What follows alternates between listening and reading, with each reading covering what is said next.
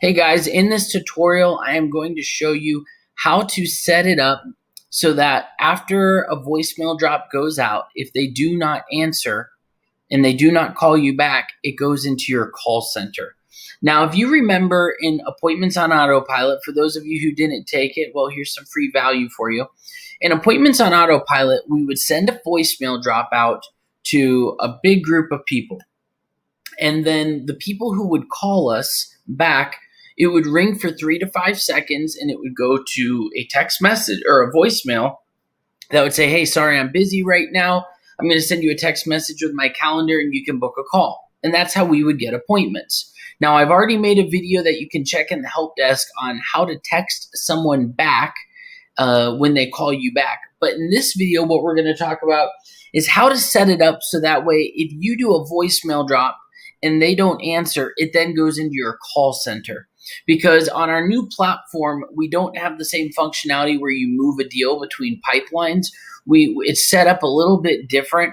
So I'm going to show you guys how to do that. First thing we need to do is go over here into our marketing and we're going to click on campaigns.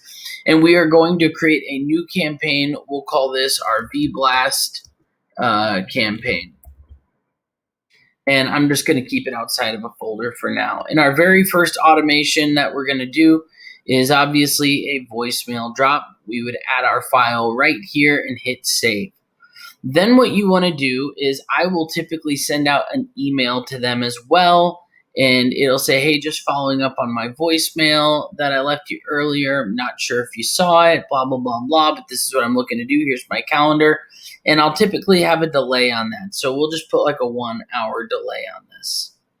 Once we have our delay on that, we don't want to pester these people and drive them nuts too much from our emails. So then what we're going to do is schedule what's called a manual call. So this is a manual action. And what we'll do is we'll put this in here after 1 day. And it's going to throw it into the power dialer. So I'm going to go ahead and move this out of our drafts and we'll put this in the power dialer. So essentially we send a voicemail, then we do an email, and then we send them into the power dialer. So let's think through that customer journey. They get a voicemail saying, hey, I'm looking for whatever, a loan officer that could take on blah, blah, blah VA loans. And then let's say they call you back. Well, then what we're going to do is we're going to adjust our trigger just a little bit because if they call you back, we don't want them to get this remaining stuff. So I'm going to show you how to do that.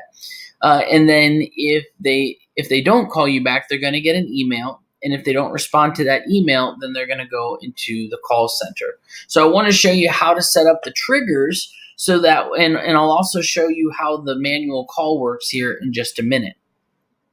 So let's go ahead and go back over to our triggers. And we had done a video on how to send a text message to a missed call. The one thing that we want to do different if you're doing this from the autopilot, appointments on autopilot sequence, is instead of having this be our first action, our first action is actually going to be to remove from all campaigns. And the reason for that is if they call us back, we don't want to look stupid sending them an email and throwing them into our call center if they've actually called us back. Then we would assign them to a new campaign. So let's go ahead and add them to this campaign. And we put them into the missed SMS campaign. And there we go. So now we've set it up to where first they get removed from all campaigns. Then what we're going to want to do is set up something similar, but we're going to do it for our emails.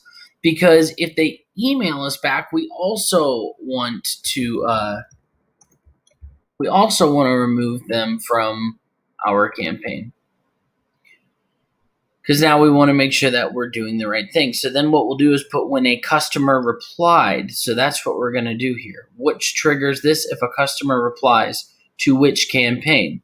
We will put to our voicemail blast campaign. Which channel? And we can put reply channel is email. Okay, we could also, in this instance, because it would make sense, because some people might just text that number back, we might as well also say if it is we could do one for email and we could do one for SMS. So we'll just go ahead and do this. think we might be able to go like this. But I'm not 100% sure if that's going to work properly. So for now, we'll just keep them as two separate campaigns. If they reply to an email and to an SMS, you could just duplicate this task. And then we're going to remove them from all campaigns. And then we are going to, we'll manually, you could send yourself a notification that somebody emailed you back if you wanted. So you could send a notification, or you could just leave it as is if you're checking everything regularly. So we'll go ahead, hit save, boom. Now we're set up here. Now what we would do is do the same thing, but in an SMS. So we actually named this one trigger, which we should have named this. Sorry, that's the wrong one. Emailed us back. So what we could do here is just duplicate this and put texted us back. Some people might text you back because of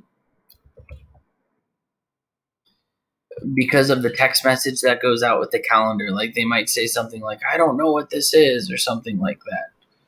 So then if we click on this, all we have to do is change this to SMS and remove from campaigns, and go ahead and activate that, and boom.